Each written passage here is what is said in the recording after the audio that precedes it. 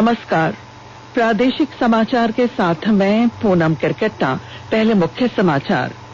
प्रधानमंत्री नरेंद्र मोदी ने प्रधानमंत्री गरीब कल्याण अन्न योजना को नवंबर के अंत तक बढ़ाने की घोषणा की।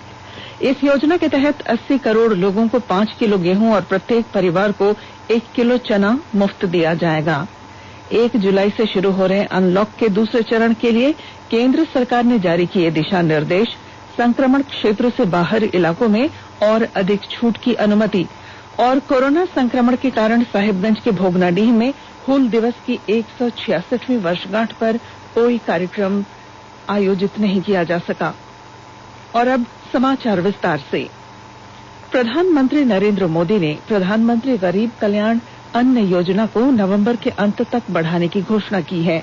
कोविड-19 महामारी के प्रकोप के बाद घोषित इस योजना के अंतर्गत लोगों को मुफ्त राशन उपलब्ध कराया जा रहा है और अब इसे नवंबर तक बढ़ाने की 90,000 करोड़ रुपए की लागत आएगी। आज शाम राष्ट्र को संबोधित करते हुए श्री मोदी ने कहा कि 80 करोड़ लोगों को 5 महीने तक मुफ्त राशन दिया जाएगा। 80 करोड़ लोगों को मुफ्त अनाज देने वाली ये योजना अब जुलाई, अगस्त, सितंबर, अक्टूबर, नवंबर में भी लागू रहेगी। सरकार द्वारा इन 5 महीनों के लिए 80 करोड़ से ज्यादा गरीब भाई बहनों को हर महीने परिवार के हर सदस्य को 5 किलो गेहूं या 5 किलो चावल मुफ्त मुहैया कराया जाएगा और साथ ही प्रत्येक परिवार को हर महीने 1 किलो चना भी मुफ्त दिया जाएगा। साथियों, प्रधानमंत्री गरीब कल्याण अन्न योजना के इस विस्तार में हम आत्मनिर्भर। उन्होंने ये भी कहा कि अगर कोरोना महामारी की वजह से मृत्यु दर पर नजर डाली जाए तो यह बात स्पष्ट हो जाती है कि अन्य देशों के मुकाबले भारत इस महामारी से निपटने में बड़ी मजबूत स्थिति में है। प्रधानमंत्री ने यह भी कहा कि लॉकडाउन लागू करने जैसे सामयिक फैसलों और अन्य कदमों से देश में कई लोगों की जान बचाई जा सकी। उन्होंने कहा कि जब से देश में अनलॉक 1 शुरू हुआ है, कुछ लोग व्यक्तिगत और सामाजिक व्यवहार में लापरवाही बरत रहे हैं। हम आत्मनिर्भर भारत के लिए दिन रात एक करेंगे। हम सब लोकल के लिए वोकल होंगे। इसी संकल्प के साथ हम 130 करोड़ देशवासियों को मिलजुल करके संकल्प के साथ काम भी करना है, आगे भी बढ़ना है। फिर से एक बार मैं आप सबसे प्रार्थना करता हूं, आपके लिए भी प्रार्थना करता हूं, आपसे आग्रह भी करता हूं, आप सभी स्वस्थ रहिए, 2 गज की दूरी का पालन करते रहिए, गमछा, फेस कवर, मास्क ये हमेशा उपयोग कीजिए, कोई लापरवाही मत बरतिए। उन्होंने कंटेनमेंट जोन पर विशेष ध्यान देने की आवश्यकता पर जोर दिया। श्री मोदी ने लोगों से कहा कि वे स्वास्थ्य संबंधित दिशा निर्देशों का पालन करें। प्रधानमंत्री ने कहा कि चाहे गांव का प्रधान हो या देश का प्रधानमंत्री, कोई भी नियमों से ऊपर नहीं है। उन्होंने कल्याण कार्यक्रमों को सफल बनाने के लिए किसानों और ईमानदार करदाताओं के प्रति आभार व्यक्त किया। श्री मोदी ने कहा कि देश लॉकडाउन खत्म होने के दूसरे दौर में प्रवेश कर रहा है और इन्हीं दिनों खांसी, जुकाम और बुखार जैसे बीमारियों का प्रकोप भी फैलता है। केंद्रीय स्वास्थ्य मंत्रालय ने कहा है कि देश में कोविड-19 महामारी से स्वस्थ हुए लोगों की संख्या इलाज करा रहे रोगियों की कुल संख्या से 1,20,000 अधिक हो गई है। केंद्र और राज्य सरकारों के कोविड-19 के फैलाव को रोकने और इसके प्रबंधन के लिए किए गए प्रयासों से कोविड संक्रमित रोगियों के ठीक होने की दर तेजी से बढ़ी है।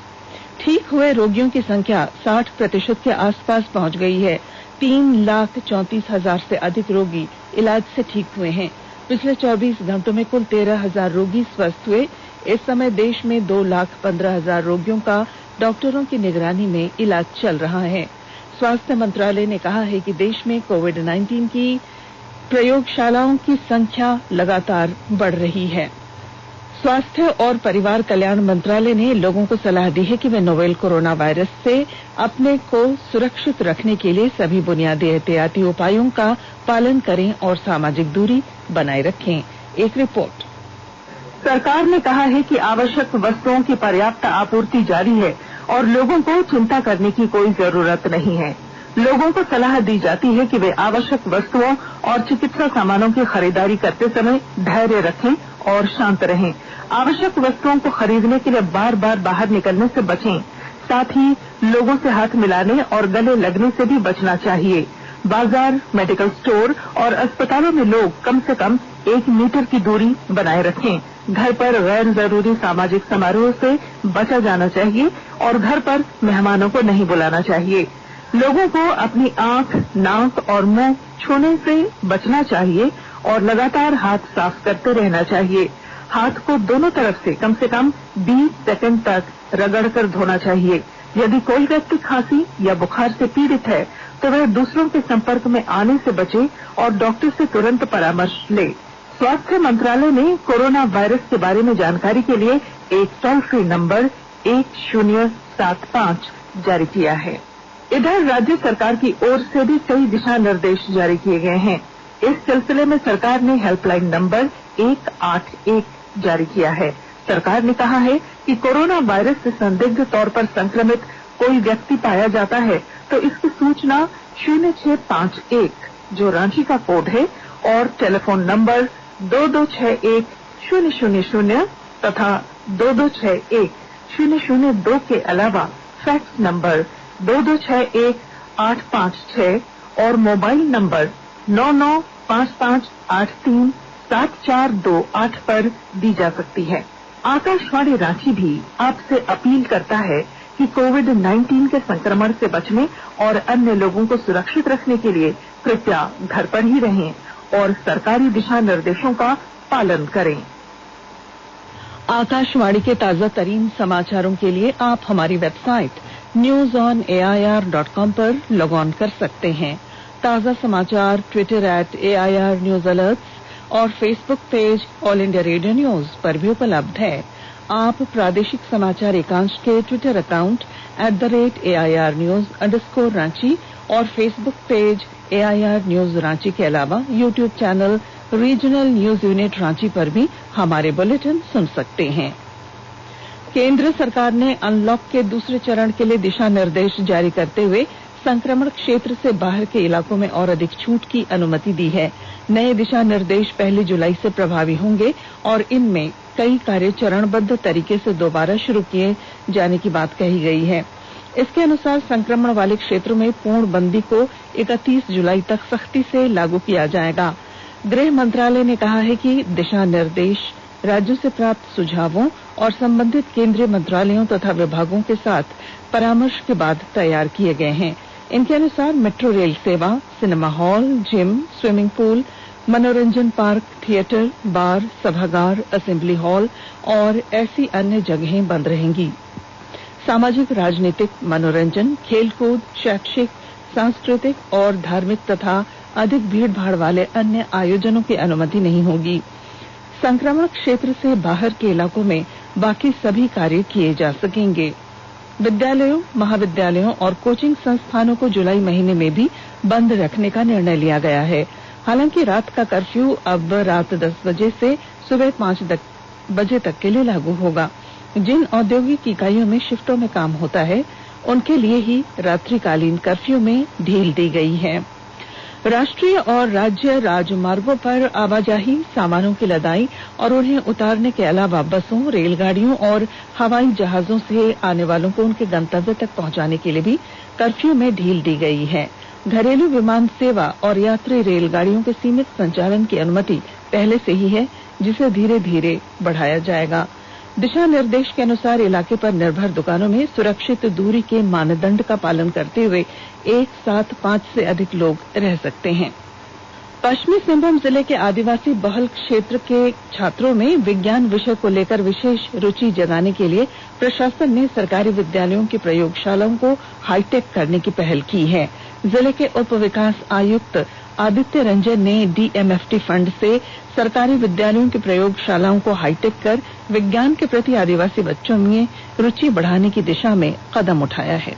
हमारा जो क्लब स्कूल है रेसिडेंशियल स्कूल वो काफी अच्छा है और पूरे राज्य में, पूरे देश भर में उसने काफी खिड़कियां स्थापित की है। तो हम लोगों ने देखा वहाँ के शिक्षक काफी जागरूक हैं, साइंस टीचर्स पूरे फुल स्ट्रेंथ में है, तो क्यों नहीं लैब वहीं पर अच्छा स्थापित किया जाए। इसी मकसद से हम लोगों ने स्टार्ट किया। तो अभी जिले में 2 स्कूल हैं, कस्तूरबा गांधी बालिका विद्यालय सदर और तोसिंद्री क्लब रेसिडेंशियल स्कूल है। इन दोनों में हम लोगों ने full fledged physics chemistry biology का लैब का स्थापना किया है। तो अगर बच्चे साइंस के प्रति जागरूक हो जाएंगे, नए बच्चे पढ़ने लग जाएंगे, जब तक बच्चे साइंस लेंगे नहीं एज ए स्ट्रीम, तब तक हमें शिक्षक कैसे देंगे। तो आशा है कि हमारा मकसद पूरा होगा और इस जिले को एक अच्छे साइंस विद्यार्थी और शिक्षकों की जो कमी है वो मिलेगी। गोड्डा जिले के युवा जिले में ब्लड की कमी न होने के लिए इस संकल्प को पूरा करते हुए ब्लड डोनेशन का काम मिशन मोड पर कर रहे हैं। केशव आरोग्य संस्था के अंतर्गत ये युवा लगातार कई दिनों से जरूरत के हिसाब से सामाजिक दूरी बनाते हुए ब्लड डोनेशन कर रहे हैं। गोड्डा जिले में थैलेसीमिया के 40 से अधिक मामले हैं। इस कारण भी ब्लड की कमी हमेशा रहती है। इन लोगों को भी ब्लड की कमी न हो, इसका पूरा ध्यान रखा जाता है। ब्रिटिश शासन के खिलाफ संथाल जन नायकों के विद्रोह के प्रतीक हुल दिवस की 166वीं वर्षगांठ पर आज साहिबगंज जिले के भोगनाडीह में कोई कार्यक्रम आयोजित नहीं किया जा सका। कोरोना के बढ़ते प्रसार को देखते हुए राज्य सरकार ने हुल दिवस को सादगी से मनाने का निर्णय लिया। राज्यपाल द्रौपदी मुर्मू, मुख्यमंत्री हेमंत सोरेन, विधानसभा अध्यक्ष रविन्द्र नाथ महतो सहित राज्य के मंत्रियों ने राज्यवासियों को हुल दिवस की बधाई दी। रांची में पत्रकारों से बातचीत में मुख्यमंत्री ने कहा कि आज का दिन अमर शहीदों को याद करने का है। जब तक झारखंड रहेगा तब तक हुल क्रांति के हुल शहीदों का नाम स्वर्ण अक्षरों में लिखा जाएगा।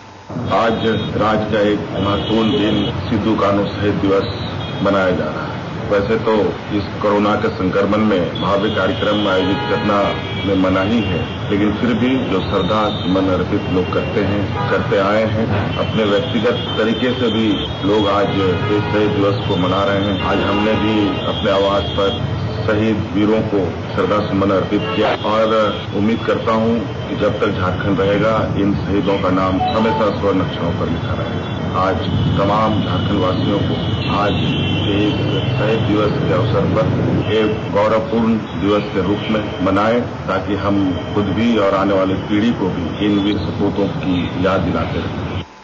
झारखंड प्रदेश कांग्रेस कमेटी के अध्यक्ष और राज्य के वित्त मंत्री डॉक्टर रामेश्वर उरांव ने कहा है कि शहीद सिद्धू कान्हू ने अंग्रेजी हुकूमत के खिलाफ, महाजनी प्रथा के खिलाफ, शोषण मुक्ति, सूदखोरी से संघर्ष, जल जंगल जमीन की रक्षा के लिए हुल आंदोलन किया था। ये बातें श्री रामेश्वर उरांव ने झारखंड प्रदेश कांग्रेस कमेटी के नेतृत्व में संथाल हुल दिवस पर आयोजित सेमिनार में कही। उन्होंने कहा कि विद्रोह के साथ जो CNT SPT कानून बना वह आदिवासी दलित पिछड़ों के जमीन की रक्षा के लिए ही बना। इस अवसर पर ग्रामीण विकास मंत्री आलमगीर आलम ने कहा कि हुल दिवस के संदेश को झारखंड सरकार पूरी तरह से लागू करने के लिए कृत संकल्प है। इधर भारत और चीन के बीच वार्ताओं का तीसरा दौर पूर्वी लद्दाख में वास्तविक नियंत्रण रेखा के पास भारत की चुशूल सीमा चौकी पर जारी है। हमारे संवाददाता ने खबर दी है कि भारत और चीन के कमांडर स्तर के सैन्य अधिकारी पूर्वी लद्दाख में सीमा के मसले पर तनाव कम करने के लिए विचार विमर्श कर रहे हैं। और अब बुलेटिन के आखिर में मुख्य समाचार एक बार फिर।